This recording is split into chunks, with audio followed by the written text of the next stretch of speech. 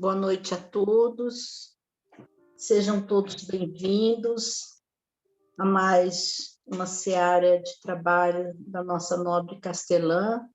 É muito bom estarmos todos reunidos aqui nesta noite, trabalhadores, assistidos, e sejam bem-vindos aqueles que se juntam a nós pela primeira vez, sejam bem-vindos a todos para mais uma noite. É muito bom estarmos aqui em Castelã, né? Então, vamos fazendo um trabalho mental, respirando lenta e profundamente, inspirando um ar muito límpido, um oxigênio bem azulado, bem límpido, que vai tomando todo o nosso interior, sistema nervoso central, periférico, nos mantendo relaxados. E ao expelirmos, colocarmos para fora este ar, vamos colocando todas as preocupações para fora, limpando a nossa mente, nos fixando neste momento, no momento que teremos o contato com o nosso mentor querido e nos relacionarmos com o Mestre Jesus. É um momento só nosso, um momento de oração, de ligação. Vamos deixando todos os problemas para fora.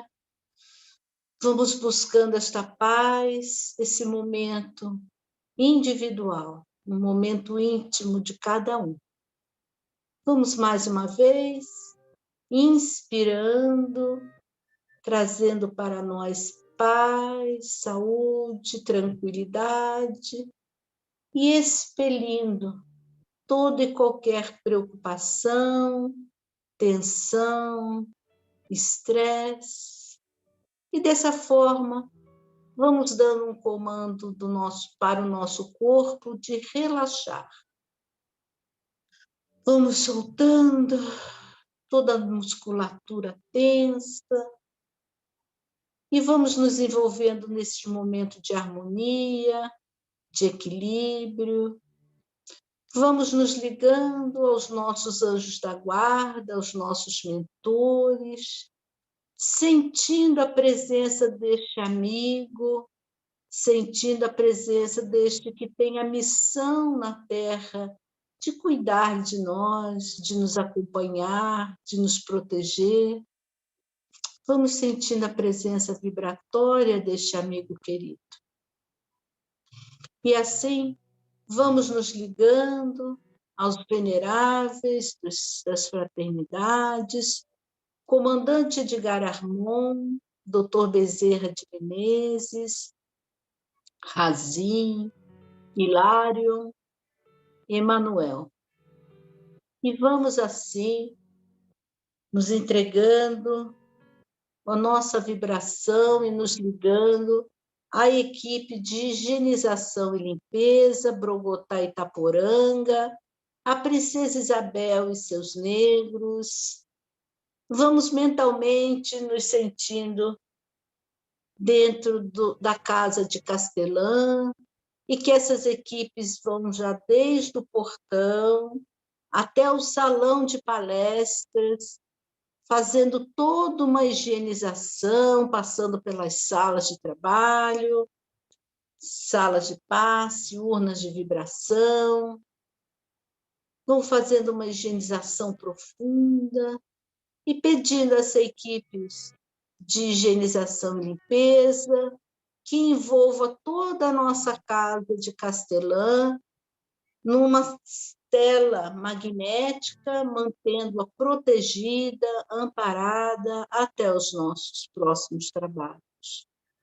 E se assim for permitido, pedimos a essa equipe de higienização que faça o mesmo trabalho de limpeza e proteção nos nossos lares.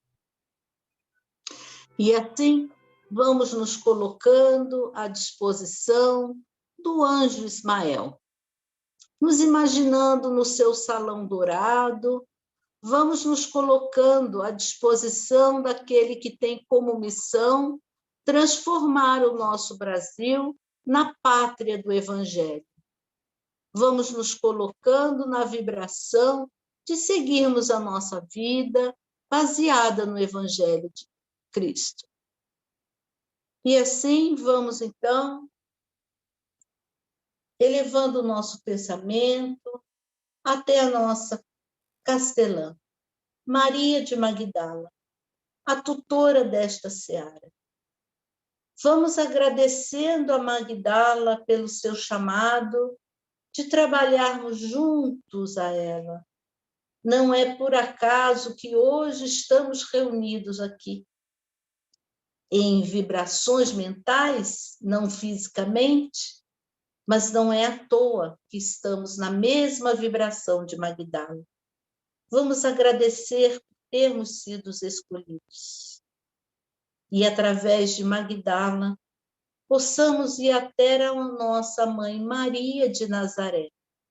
Mãezinha querida, com um amor incondicional de mãe, nos envolva no seu manto azul de paz, de amor e de luz. Vamos sentindo essa paz maternal, este abraço, este amor que uma mãe nos dá.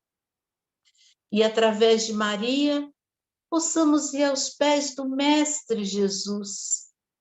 Mestre, esteja sempre conosco. Podemos andar errante, mas a nossa vontade é de andar no teu Evangelho, é de seguir os teus passos. Somos pequeninos, mas a nossa vontade de te ter é muito grande. E assim, através do Mestre, agradecendo a oportunidade de vida e de aprendizado, vamos ao Pai Todo-Poderoso agradecendo mais esse momento. Pai nosso que estais no céu, santificado seja o vosso nome, venha a nós o vosso reino, seja feita a vossa vontade, assim na terra como nos céus. O pão nosso de cada dia nos dai hoje, perdoai as nossas dívidas, assim como nós perdoamos aos nossos devedores. Não nos deixe cair em tentação, Pai. Livra-nos de todo mal, que assim seja. E vibrando e pedindo ao mentor responsável por esta noite de trabalho, vamos iniciando mais uma noite na Seara de Magdala. Que assim seja. Boa noite a todos, mais uma vez. Boa noite àqueles que estão chegando aqui pela primeira vez. É sempre um enorme prazer aumentarmos, né, o nosso grupo de trabalhadores, de assistidos, de amigos, aqueles que auxiliam a expandir as vibrações do Evangelho. Estamos passando por uma fase planetária, por um momento em que todos nós, independente de credo, independente de crença, estamos nos voltando e precisamos nos voltar para as vibrações de amor, para as vibrações do Mestre, ouvirmos mais a nossa voz interior, ouvirmos o nosso mentor. Talvez não seja à toa que estejamos em quarentena, que estamos sendo forçados a ficarmos quietos, né? No nosso lar, na nossa casa mais distante, e pensando, refletindo sobre perguntas que há muitos e muitos séculos, estudiosos, filósofos, né, já se fizeram, se fazem até hoje, e mais ainda bem que esta reflexão saiu dos muros iniciáticos e tomou conta de toda a sociedade, né? uma reflexão que está cada vez mais sendo necessária ser feita. Quem sou eu? Quem sou eu? Quem será que é esta Sônia? Né? Para muitos, eu sou uma profissional, alguém vai na internet procurar meu currículo, vai ver que eu tenho muitos anos nisso, naquilo, tenho títulos, tenho isso, vai saber que eu sou uma trabalhadora na seara de Castelã, sou uma palestrante, mas isso é o que está à vista de qualquer um. E muitas vezes, para muitas pessoas, é assim também que ela só se vê, né? Do que está lá fora, do que está dela para fora. Eu sou o que a oportunidade, que a realidade visual me mostra. E, na verdade, já desde os idos dos tempos, o que se quer saber é quem sou eu desta realidade para dentro. Quem será que eu sou? Não é? E muito já se falou sobre esse questionamento. Muito já se disse sobre as angústias que se passam para se descobrir este eu, né? E na verdade, de onde veio essa minha inspiração para que hoje eu estivesse falando sobre esse tema? Eu sabia que eu teria que dar uma palestra, e aí eu fui buscar uma inspiração. E mexendo em alguns livros, dentre eles estava um livro que eu abri a contracapa, achei até meio interessante, né? Porque ele estava com o meu nome e datado de abril de 1977. Essas coisas de data é complicado falar, né? Mas digamos que era um livro já com bastante idade, né? E eu mesmo tinha comprado. Isso aqui é o mais interessante, né? E comecei a folhear esse livro. Achei, puxa, como é que caiu esse livro na minha mão, né? Sabe, um mentor estava me intuindo. Esse livro é um livro escrito por um psicólogo, um terapeuta, um psiquiatra, Carl Hanson Roger. Ele é muito conhecido como Carl Roger. E esse livro é um livro que muitos conhecem, chamado Tornar-se Pessoa. O autor, esse estudioso, ele fez uma coletânea de 10 anos de atendimento, né, psicoterapêutico, de pacientes dele, e ele foi montando esse quebra-cabeça, o que os pacientes relatavam neste processo de interiorização de saber quem sou eu, né? Os pacientes iam fazendo esta reflexão de uma forma em que Roger, então, vai buscar esse quem sou eu, né? Vai buscar, vai levantar questionamentos de como muitos pacientes dele fizeram este caminho. E aí, ele nos traz que as pessoas buscam esse quem sou eu, muitas vezes para melhorar o exterior, para melhorar os seus relacionamentos, né? E ele diz o seguinte: para que isso exista, para que haja uma condição facilitadora de melhorar o exterior por meio de conhecer o quem eu sou, seria necessário ter 3 condições básicas. E essas 3 condições ele chama de consideração positiva incondicional, que é, inicialmente, receber e aceitar a pessoa como ela é, da forma que ela é, e expressar pelo outro e para si mesma uma condição positiva, uma consideração positiva, até mesmo no aspecto eu me amo, né? Também é me aceitar do jeito que eu sou, e o que eu não gosto, tentar entender por que não gosto em mim, tentar melhorar o que eu não gosto em mim, né? Considerar que eu simplesmente existo por mim, né? Não é necessário que para que eu exista, que eu me ame, eu precise que a outra pessoa me mude. E alguns livros espiritualistas, até ditados por Hamed, né?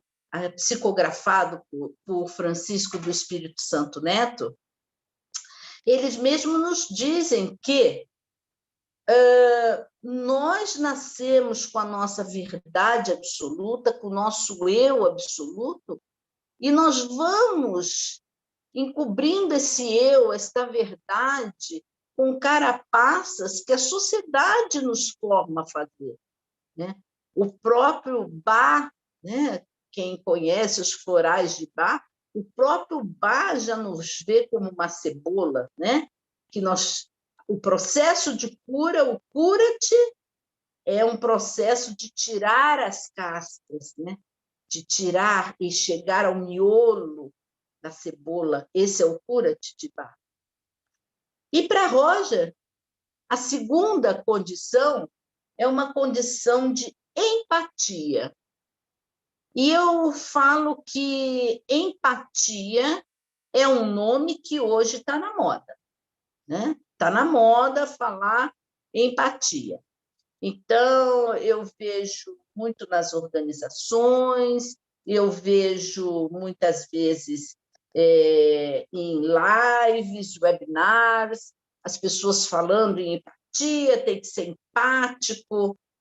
E será que eu consigo ser empático se eu não me conhecer? E o que é ser empático? Ser empático é olhar o mundo pelos olhos do outro, não é? É a capacidade que eu tenho de me colocar no lugar do outro. É procurar sentir o que o outro está sentindo, como ele sente o mundo naquele momento. E isso é muito fácil falar da boca para fora, né? Eu sou empática, nós precisamos ter empatia. Mas será que, às vezes, nós conseguimos ter empatia? Pois se eu não vivi em Heliópolis, eu não vivi em Paraisópolis, será mesmo que eu vou sentir o que aquelas pessoas estão sentindo lá? Eu preciso tirar muitas cascas de cebola de cima de mim para ter esta verdade, né? Esta empatia. Talvez o que eu tenha seja compaixão, talvez o que eu tenha seja solidariedade, caridade, mas sentir o que eles estão sentindo, fica aí uma interrogação, uma reflexão. E a terceira base que Roger diz é a congruência. E a congruência está muito difícil na nossa sociedade. Muito difícil. O que é a congruência? A congruência é pensar, sentir, falar e agir dentro da mesma relação, dentro do mesmo princípio. Ora, não é verdadeiramente o que nós fazemos. Não é verdadeiramente o que nós fazemos. Não é?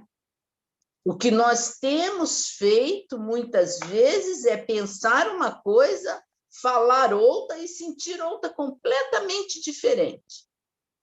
Então, nós não conseguimos ser congruentes. Ou seja, eu não consigo me conhecer. Eu não consigo sequer dizer quem eu sou. Porque se eu penso uma coisa, sinto outra e falo outra, eu estou em completa instabilidade. Não é um assunto fácil. Por isso, não estou aqui para dar uma receita de como deve ser feito. Estou fazendo uma reflexão, e principalmente para nós espíritas. Principalmente para nós espíritas, que estamos passando um período conturbado, seja um período conturbado espiritualmente e socialmente.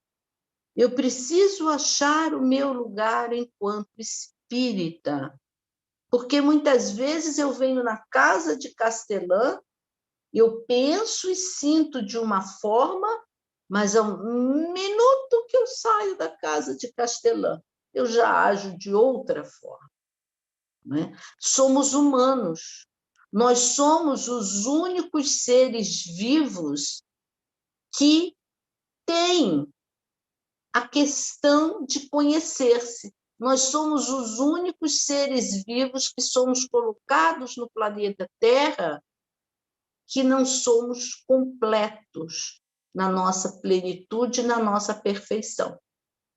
Os nossos pets já nascem lá, eles têm as características de pet, eles estão muito bem, graças a Deus, aquele que encontra uma casinha gostosa, bem, que leva para o pet shop, que cuida dele bem bonitinho, ótimo, aquele que não encontra o vira-lata, ele mesmo se vira, o nome já diz, vira as latas, né, de lixo para ele comer, e ele vai sobrevivendo. O ser humano não. O ser humano ele ainda não sabe quem ele realmente é. E é uma angústia isso. E uma angústia, até porque nós precisamos e temos que viver em sociedade, em grupo. O homem, se ele não viver em sociedade, ele pode sucumbir, não é? Ele pode sucumbir, ele pode não conseguir levar a vida dele para frente. Né? E nós vivemos em rede. Eu posso ficar sozinha dentro da minha casa, mas tem milhares de pessoas trabalhando, não é? Nas torres para que a internet exista, para que chegue no meu celular, para que eu esteja falando com vocês, para que haja luz. Outras tantas milhares de pessoas estão trabalhando lá na companhia elétrica para que eu exista, para que eu esteja vestida. Outras tantas de pessoas trabalharam para que eu compre uma roupa, para trazerem o alimento para mim. Então, se eu estou inserida numa sociedade urbana, pior ainda, mais gente eu preciso que trabalhe. Então, essa coisa de dizer eu vivo sozinha, só naqueles programas da televisão de sobrevivência, e assim mesmo o cara não vive lá, né? É um programa que tem início, meio e fim. E ele diz para a gente ainda outra coisa, ele diz assim, quanto mais aberto eu estou às realidades em mim e nos outros, menos me vejo tentar remediar as coisas. O que é o custo de remediar as coisas? É quanto mais eu tento ouvir-me, estar atento ao que eu experimento no meu íntimo, quanto mais procuro ampliar esta atitude de ouvir o outro, maior é a minha capacidade de sentir e de superar o complexo processo da vida. Sou menos inclinado a modelar as pessoas, a manipulá-las, a impedi-las ou a impeli-las no caminho que eu gostaria que seguissem. Porque se você se conhece, você sabe que você não quer alguém que te molde, que te tolha, você vai também entender que o outro também não gostaria. Tolir, impedir e moldar é muito diferente de educar, auxiliar e apoiar. Não é? Essa busca do quem eu sou, ela passa por alguns filósofos também, né? E um desses filósofos que me chamou a atenção nessa pesquisa foi o filósofo dinamarquês. Por que ele me chamou a atenção?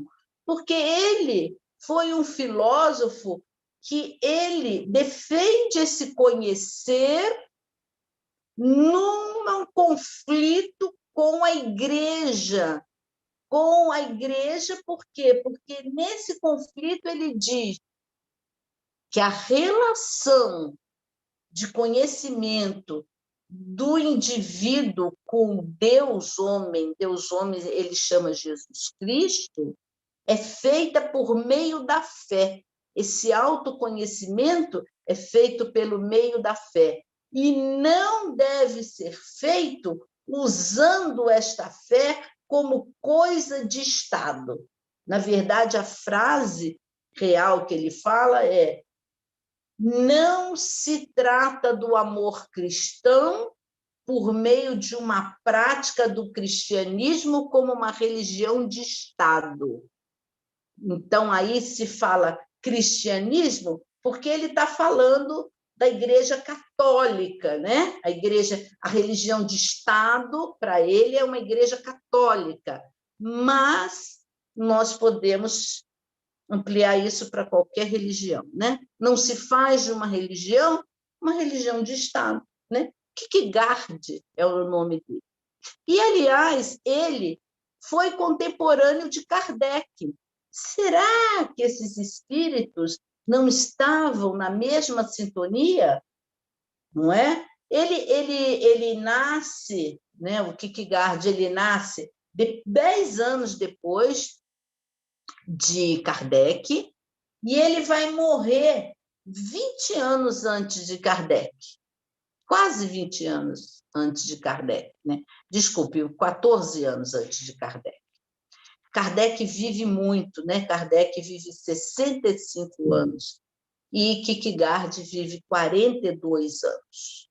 Mas olha que eles estão na mesma mensagem de conhecimento e de como atingir esse Deus por meio de conhecimento. Aqui no nosso núcleo, no nosso grupo socorrista de Castelão, nosso núcleo espírita, nós também encontramos uma reflexão de uma literatura que foi escrita por uma companheira nossa que já partiu, né? A Eneida de Almeida. Eneida, inclusive, foi homenageada, tendo dado seu nome à nossa livraria, lá quando nós estamos fisicamente, né? Lá na nossa livraria. E a Eneida escreveu um livro chamado Introdução ao Espiritismo. E já na introdução, ela já nos coloca uma grande questão.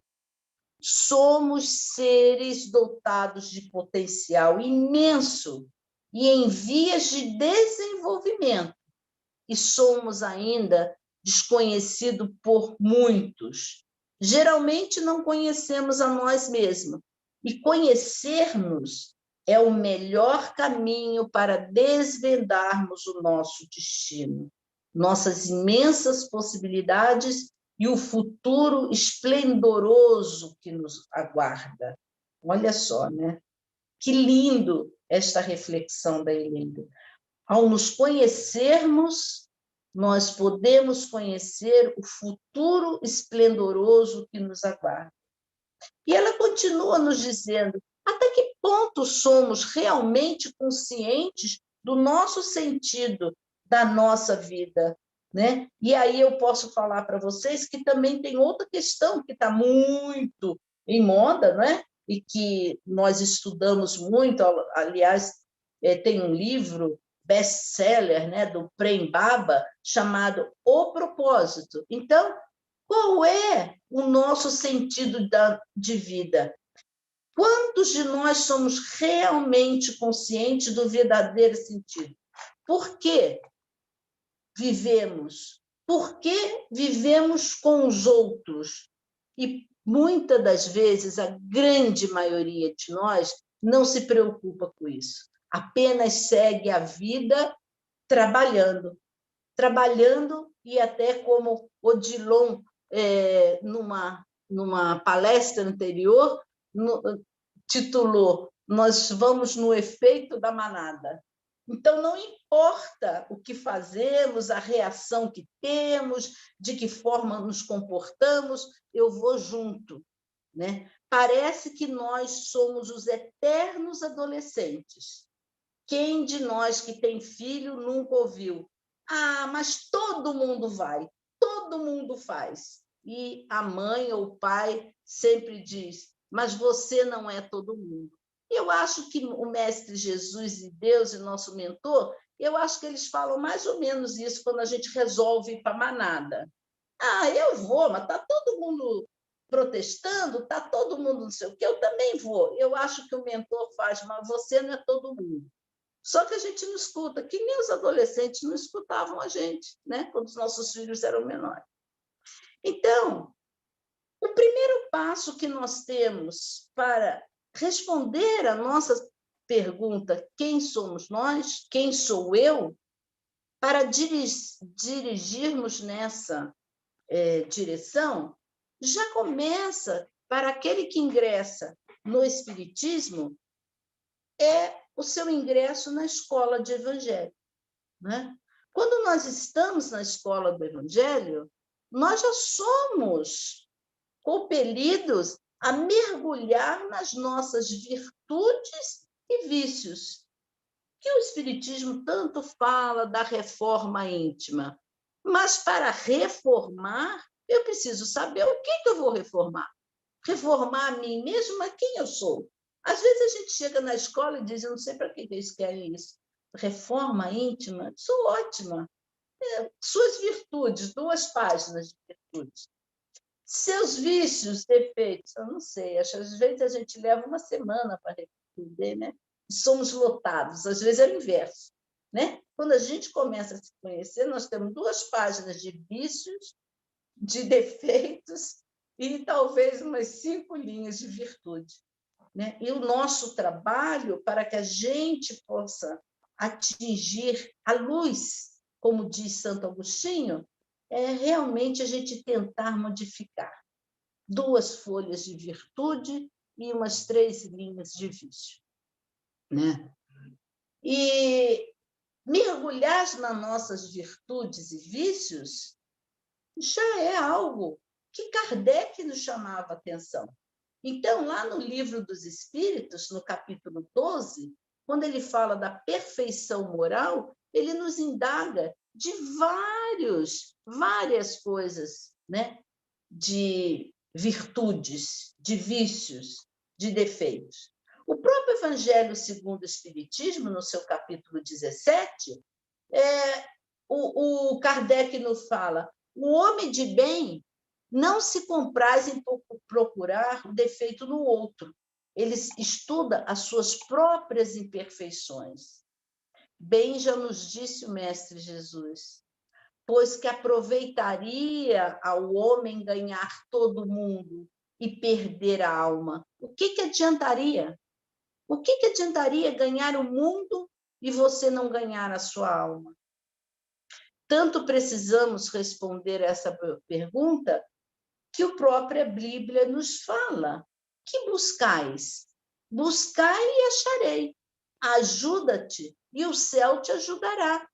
Mas eu não sei o que buscar, não sei o que vou achar, e às vezes eu não sei nem o que eu preciso para me ajudar. Aí fica difícil, né?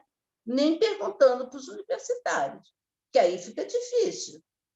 Nós precisamos ter uma sintonia do que nós queremos. E não é só eu quero carro, eu quero emprego, eu quero estar bem comigo, eu quero uma paz, eu quero saber quem sou eu. Né? Tem pessoas que falam, de repente eu estouro que nem uma panela de pressão. Mas por que de repente? Você precisa conhecer os seus limites. Né? Você precisa conhecer este controle, este equilíbrio. Não é fácil. O próprio Evangelho diz que nós somos os únicos seres vivos que não nascemos completos. Nós precisamos nos aprimorar. O próprio capítulo, né, do Buscar e Acharei, né, diz que o nosso progresso é individual, não é só coletivo. O plano espiritual tem constatado que é imperceptível, muitas vezes, o progresso da pré-existência da alma. Por isso a gente vem aqui. Quem sou eu requer saber o que está atrás da fachada, o que está dentro dos sepulcros caiados, como nos diz o Evangelho. Pedi a luz e ela vos será dada. Pedi a força e tereis. Pedi a assistência dos bons espíritos e eles virão nos ajudar. Mas eu preciso saber o quê? Pedi bons conselhos, os espíritos nunca irão nos recusar. Então, peçamos a ele força para nos ajudar a desvendar quem somos nós. Ao sabermos quem somos nós, não teríamos nada a esconder, manifestaríamos abertamente o equilíbrio dos nossos interesses, poderíamos evoluir e crescer nossas posições de liderança, de comando. A própria Eneida nos fala no livro dela, ela diz para nós, uma nova vida pode assustar-nos. Pensar que uma alteração muito profunda de compreender a vida a partir de nós, de compreensão nossa, poderia nos acarretar fatalmente mudanças drásticas na nossa maneira de viver. Nos esforçarmos por nos tornarmos melhor, de trabalharmos no burilamento próprio, não é fácil. Desenvolver novas qualidades, eliminar nossos defeitos, tudo isso faria com que o ambiente à nossa volta iria melhorar significativamente. E podemos aqui também chamar a fala de Gandhi, citada numa das palestras pelo nosso colega José Carlos, não é?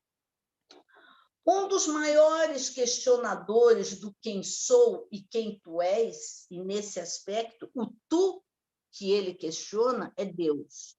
Um dos maiores questionadores desse conflito nós encontramos na literatura do Santo Agostinho. É muito lindo. Eu sugiro, quem tiver oportunidade, possa ler uma das obras de Santo Agostinho, possa ler uma das obras, as Cartas de Santo Agostinho, mas tem uma em específico que eu entendo que retrata muito sobre esta questão do quem eu sou. Ela chama o solilóquio com Deus. Solilóquio é um diálogo de mim, comigo mesmo e com uma terceira pessoa que não existe do lado dele e que essa pessoa é Deus. É um ser interior com ele mesmo. Agostinho começa seu diálogo com Deus dizendo: Deus é a alma, é o que eu desejo conhecer, Deus. Nada mais. E Deus responde para ele: nada mais? Você quer conhecer? E ele diz: nada mais. Eu quero romper com os agrilhões internos para que eu possa te encontrar. E para que eu possa encontrar o sossego até que eu tiver a certeza de que é ti, pelo meu conhecimento íntimo. Eu quero te encontrar em mim, conduzido por ti, meu Deus. Entrei no meu interior e abri os olhos da minha alma. Olha que lindo, olha, maravilhoso. Agostinho, ele sabe que nós vamos nos conhecer pelas mãos de Deus, da oração dos nossos mentores. E do Emmanuel, né? No livro ditado por Emmanuel, psicografado pelo Chico Xavier, chamado Livro da Esperança, ele também nos compele, nos empurra,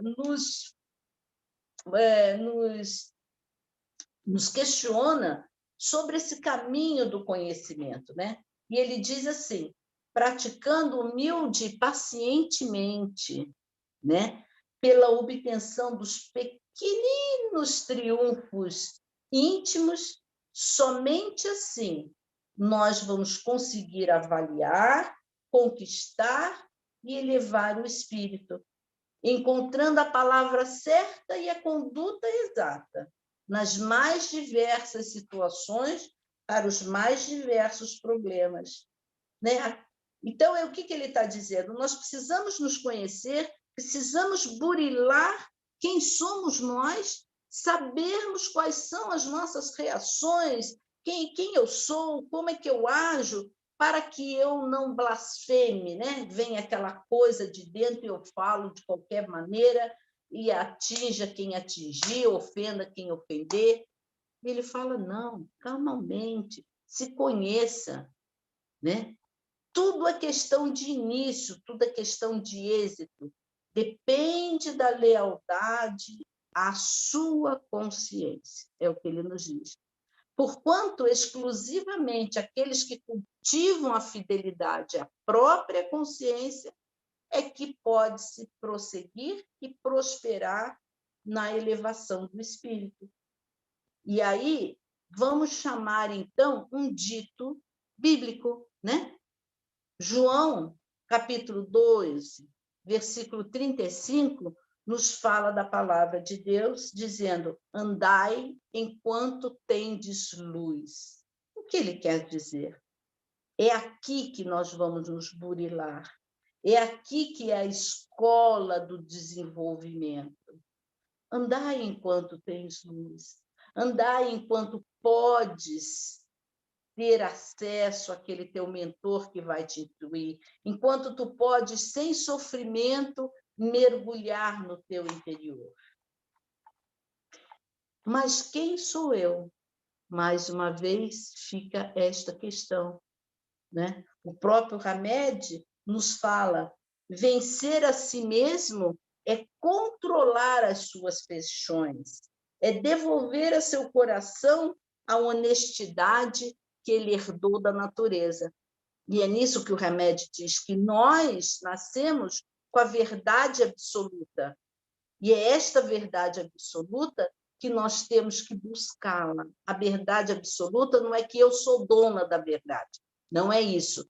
É a verdade da modena divina. E aí, eu vou pedir para nós ouvirmos um recorte de uma poesia muito bonita, embora não seja uma literatura espírita, é o que eu quero dizer. Clarice Lispector é uma grande escritora, uma alma de muitos insights, né? De muita clareza da realidade, mas não é uma obra espírita. E eu fiz um recorte nesse poema muito lindo. Eu pediria, então, se o André pudesse nos trazer, né? Ou para ouvirmos. Quando não sei onde guardei um papel importante e a procura se revela inútil, pergunto-me, se eu fosse eu e tivesse um papel importante para guardar, que lugar escolheria? Às vezes dá certo, mas muitas vezes fico tão pressionada pela frase, se eu fosse eu, que a procura do papel se torna secundária e começo a pensar. Diria melhor, sentir. E não me sinto bem. Experimente. Se você fosse você, como seria e o que faria? Logo de início se sente um constrangimento. A mentira em que nos acomodamos acabou de ser levemente locomovida do lugar onde se acomodara. No entanto, já li biografias de pessoas que de repente passavam a ser elas mesmas e mudavam inteiramente de vida. Acho que se eu fosse realmente eu, os amigos não me cumprimentariam na rua, porque até minha fisionomia teria mudado. Como? Não sei. Metade das coisas que eu faria, se eu fosse eu, não posso contar. Acho, por exemplo, que por um certo motivo eu terminaria presa na cadeia. E se eu fosse eu, daria tudo que é meu e confiaria o futuro ao futuro. Se eu fosse eu, parece representar o nosso maior perigo de viver. Parece a entrada nova no desconhecido. E também sentir uma espécie de pudor que se tem diante do que é grande demais.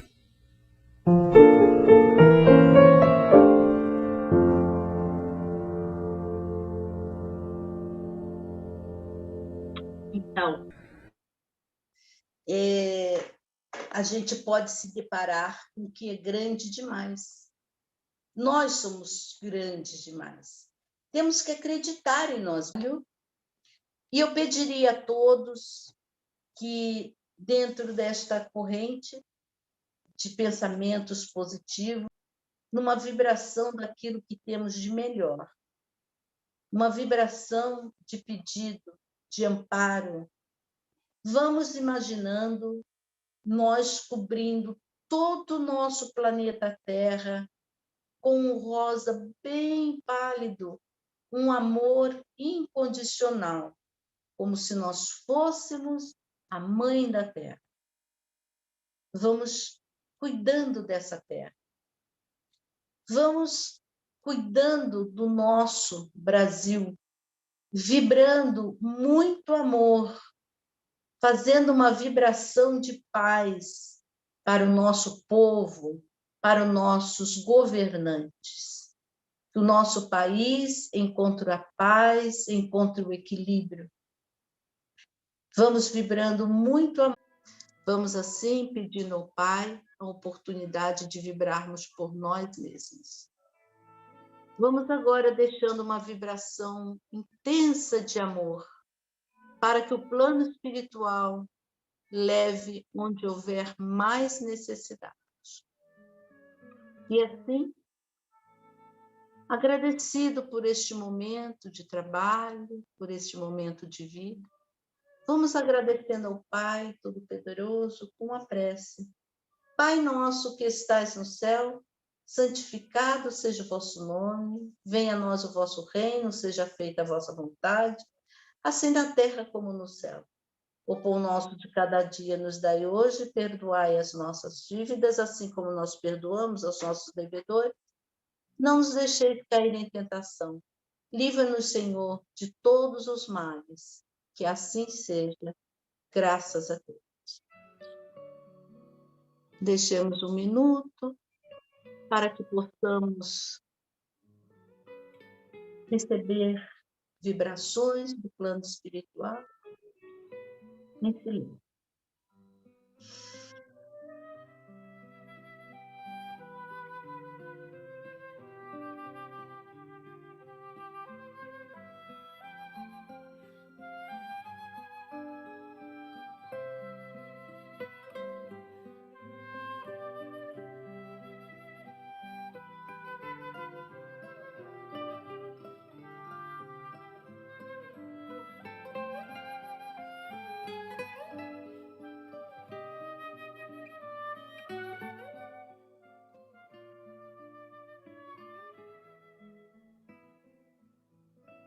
E assim, agradecemos a oportunidade, uma boa noite a todos e fiquem com Deus.